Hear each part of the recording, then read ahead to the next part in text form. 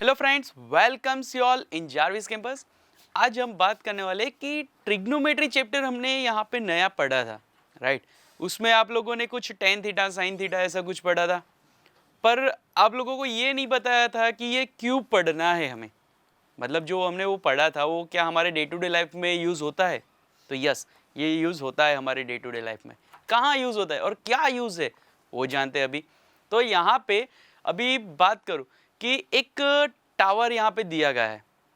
Tower, yes, वो समझो कि कुछ हमारे घर के जैसे मतलब में है, तो उसको 5 या 6 फ्लोर का वो टावर है, राइट।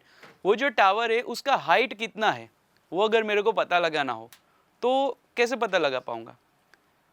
मतलब मैं यहाँ जैसे मैं समझो कि टावर से कुछ 10 किलोमीटर दूर खड़ा हूँ, वहाँ से बाइनोकुलर से मैं देखता हूँ कि वो टावर जो है उसका जो टॉप है वो, यहाँ से अगर मेरे को पता लगाना है कि वो टावर का हाइट क्या है, तो मैं यहाँ से टावर का जो टॉप है वो देखूंगा, राइट।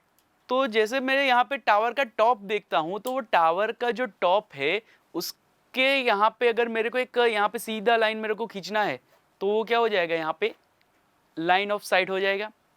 फिर मेरे से टावर के बीच का जो डिस्टेंस है वो डिस्टेंस यहाँ पे मेरे को पता होगा, राइट। तो वो डिस्टेंस और वो जो लाइन ऑफ साइट हमें मिला, राइट, और उसके अकॉर्डिंग यहाँ पे दोनों को अगर मिलाते हैं तो एक एंगल यहाँ पे दिख रहा है आपको, क्रिएट हो रहा है यहाँ पे एक एंगल किसके बीच में, तो कि distance and line of site के बीच में। तो यहाँ पे जो एंगल बन रहा है उसको हम बोलेंगे एंगल ऑफ एलिवेशन।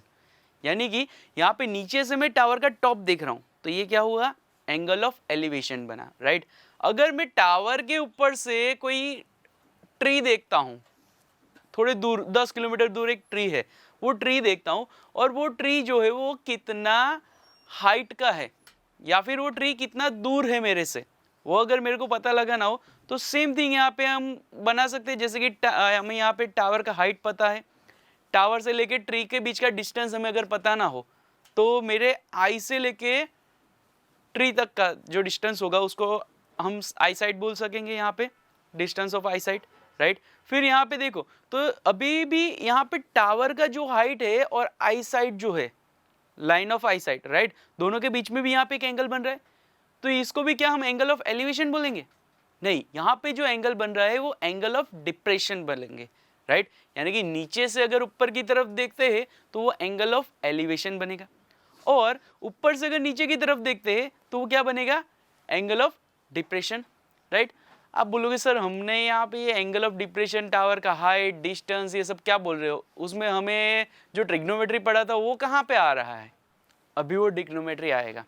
जैसे मैंने पहले एग्जांपल दिया था एंगल ऑफ एलिवेशन के लिए, राइट। वहाँ पे अगर ये जो एंगल है उसको थीटा ले लेते हैं, राइट। फिर हमें यहाँ पे पता है कि जो टावर है उसका हाइट यहाँ पे फाइंड करना है, बराबर। हमें हाइट नहीं पता है तो उसको हम h ले लेते हैं। टावर और हमारे बीच का अगर डिस्टेंस हमें पता है, जैसे कि 10 किलोमीटर है हमें पता है, राइट, तो वो 10 किलोमीटर तो मिल ही गया। फिर यहाँ पे देखो तो यहाँ पे से जो थीटा है वो अगर हमें पता हो, जो थीटा है वो अगर हमें पता हो तो हमारा यहाँ पे क्या मिल जाएगा, हमें यहाँ पे डिस्टेंस पता है, थीटा पता है, और ये जो टावर है अगर यहाँ पे इसको हम अगर रेक्टेंगल की तरफ अगर हम यहाँ पे डिनोट करते हैं, राइट, राइट एंगल की तरफ यहाँ अगर डिनोट करते हैं इसको, तो यहाँ पे जो टावर का हाइट है और ये जो डिस्टेंस है दोनों के बीच में 90 डिग्री बन रहा है एंगल। और हमने पढ़ा था कि राइट एंगल ट्रायंगल अगर यहाँ पे अगर होता है तो उसके according tan theta sine theta cos theta के जो हमारे फॉर्मूलाज थे वो फॉर्मूलाज अगर यहाँ पे हम यूज़ करेंगे तो उसी के अकॉर्डिंग हमें यहाँ पे क्या मिल जाएगा, हाइट ऑफ टावर मिल जाएगा। जैसे कि यहाँ पे हमारे पास डिस्टेंस है टावर और हमारे बीच का, एंगल भी हमें पता है, तो अगर दो चीज़ पता है तो तीसरा जो हमें हाइट फाइंड करना है टावर का वो हम इजीली फाइंड कर पाएंगे कुछ इस तरह से, राइट। तो यहाँ पे यही है हमारा ट्रिग्नोमेट्री जो हमने पढ़ा है उसका एप्लीकेशन हमारे डे टू डे यूज़ में कैसे होता है। इसी के अकॉर्डिंग जो भी सम है वो हमें ये चैप्टर में पढ़ने हैं। Thank you.